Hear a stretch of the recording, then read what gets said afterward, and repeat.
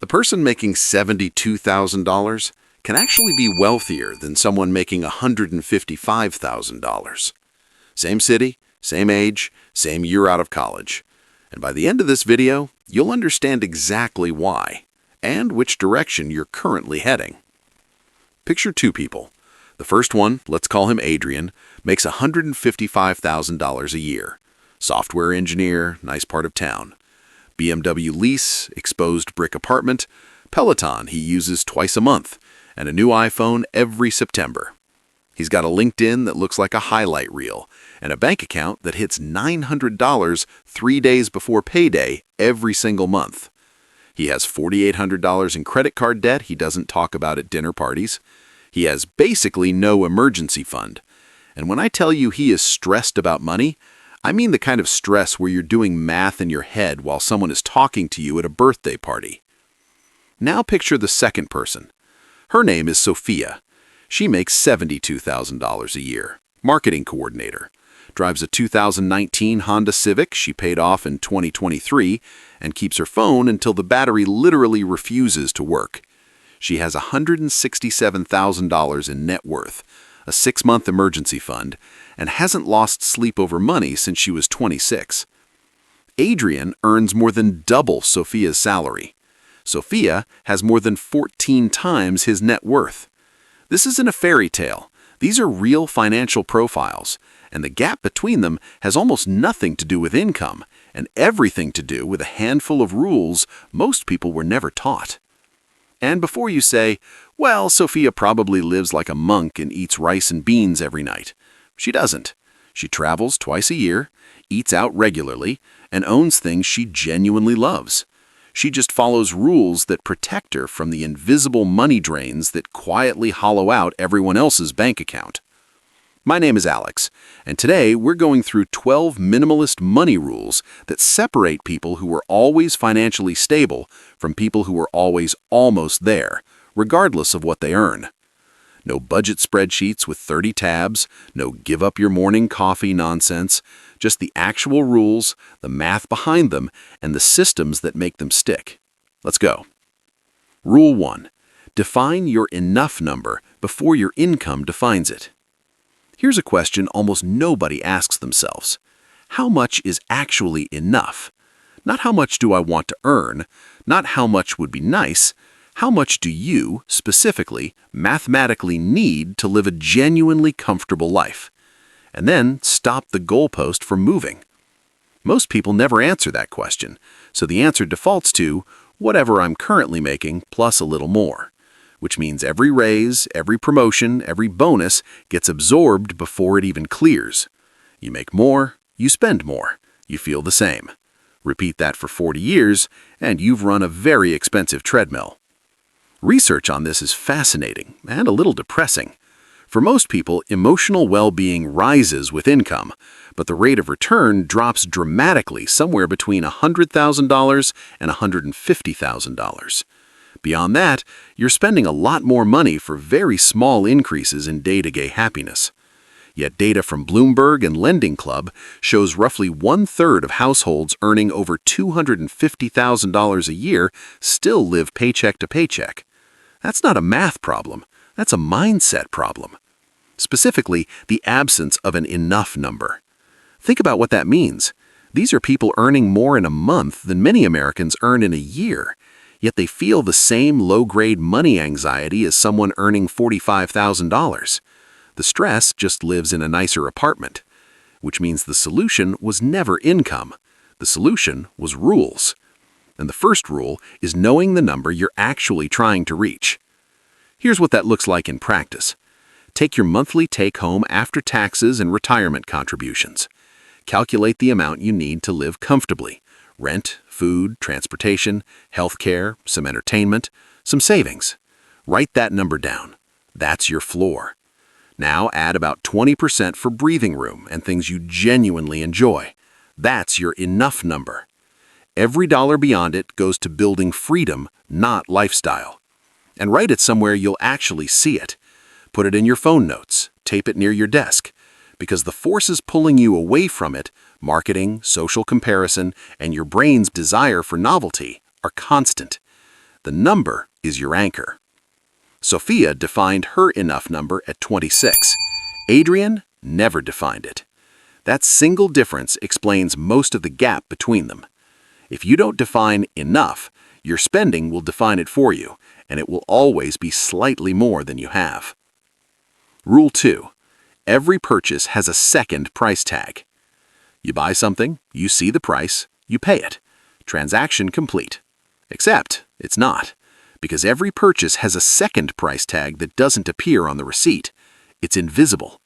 It's what that money would have become if you had invested it. And for most purchases, that second price tag is much bigger. That $300 a month car upgrade you justified because you spend a lot of time driving? Over 25 years at a 7% return, that $300 a month is $243,000. You didn't spend $300 a month on a car. You spent nearly $250,000. You just paid it slowly enough that it never felt like that number. Look at subscriptions. Netflix, Spotify, Hulu, YouTube Premium, a gym you barely use, the journaling app that costs $9.99 a month. Americans spend an average of $219 a month on subscriptions. That's about $2,600 a year. Over 20 years at 7%, that's $114,000. Then there's the DoorDash habit, $50 every couple of days, roughly $600 a month. That's more than $7,000 a year beyond cooking. Over 30 years invested, that's more than $700,000. $700,000 for the convenience of not cooking. This doesn't mean every purchase is wrong. Some things are worth their second price tag. A gym membership you actually use, a streaming service you love, delivery on a brutal Wednesday night. The real question is simple. Do you know the real price, and do you still choose it? Most people never see the real number. Every purchase is a choice between the thing you're buying and what the money could become. Most people only ever see one of those options. The second price tag is always there. You just have to train yourself to notice it. Rule 3. The identity audit. Pause for a second. Open your bank or credit card app. Look at your last 15 transactions. Not bills, not rent, the discretionary stuff, the things you chose. Now ask one question. Would I still buy this if nobody would ever know I owned it? Not embarrassment, just invisibility. Would you still want it? This exercise gets uncomfortable quickly because a surprising number of purchases fail that test. Many purchases are actually identity purchases. It feels like preference, but often it's really answering the question, what does this say about me? Researchers who studied millionaires found something interesting. About 86% of luxury car owners are not millionaires. The BMW isn't necessarily a wealth signal. Statistically, it's often a death signal. Because people who actually build wealth are usually driving something practical and quietly investing the difference. The car you're leasing to look successful is driving past someone else's investment account every month. Humans naturally compare themselves to others, and today we're exposed to more comparisons than ever. Social media is basically a highlight reel of other people's consumption. Every scroll becomes a quiet status check, and every time you feel slightly behind looking at someone else's vacation, car, or kitchen renovation, that feeling has a dollar amount attached to it. Retailers know exactly how to trigger it. Billions have been spent figuring that out. And here's the other truth. The people you're trying to impress usually aren't paying as much attention as you think. They're busy managing their own comparisons. You're performing wealth for an audience that's too distracted performing wealth themselves to notice. That's a terrible return on investment. Go back to those 15 purchases. Count how many you would genuinely choose again if nobody saw them. If it's more than 3 meant to signal something to others, you might have an identity spending problem. And that's the most expensive type because it grows with your income. The rule isn't never buy nice things. The rule is know why you're buying them. If you love it and nobody else needs to see it, great. If you're buying it because someone on your timeline got one last week and now you feel slightly behind, that's not preference. That's the algorithm spending your money for you. Rule 7. The Subscription Purge Protocol. Open your banking app right now and scroll to recurring transactions. How many did you find that you forgot existed? Americans spend $219 a month on subscriptions. When asked to estimate, they guess $86. That's a 155% underestimation. You're paying for things you've mentally already canceled. They're still billing you. Because they're small, $9.99 here, $14.99 there, they fly under the psychological radar. Somewhere right now you're probably paying $12.99 a month for an app you haven't opened in months. That's not an accident. Subscription pricing is designed to stay below the threshold where your brain registers it as a real expense. Monthly feels smaller than annual. $11.99 feels like nothing until you have 12 of them, and suddenly it's $219 a month and you genuinely have no idea where it went. The protocol isn't reviewing subscriptions. Everyone says that. The protocol is nuclear. Cancel everything. Every recurring charge that isn't a utility or genuine non-negotiable, cancel it today. Then wait 7 days. Only resubscribe to the services you actively find yourself reaching for during that week. Everything else wasn't serving you, you were serving it. This works because of behavioral inertia. When subscriptions exist, canceling them requires effort, so they persist. When they don't exist, resubscribing requires effort, so most never come back. Run this quarterly. Most people find 3 to 5 forgotten subscriptions worth $180 to $900 a year, producing zero value. The subscription economy is built on one assumption: you won't check. Rule 8. The Anti-Lifestyle Creep Raise Protocol. Every time Marcus got a raise, something happened gradually. He told himself he deserved something. One reasonable treat turned into a new baseline. $78,000 became time for a nicer apartment. $100,000 became time for the BMW. $120,000 became dinners at expensive places. $155,000 became the new normal. That's lifestyle creep. It's caused by hedonic adaptation. Your brain quickly normalizes any improvement and resets expectations upward. The restaurant that once felt like a special occasion becomes just Tuesday. The solution is simple. When your income goes up, 75% of the increase goes directly to savings and investments before you change anything about your lifestyle. A $10,000 raise means $7,500 invested and $2,500 available for spending. Programs like Save More Tomorrow proved this works. Savings rates increased from 3.5% to 13.6% when people committed future raises to savings before they received them.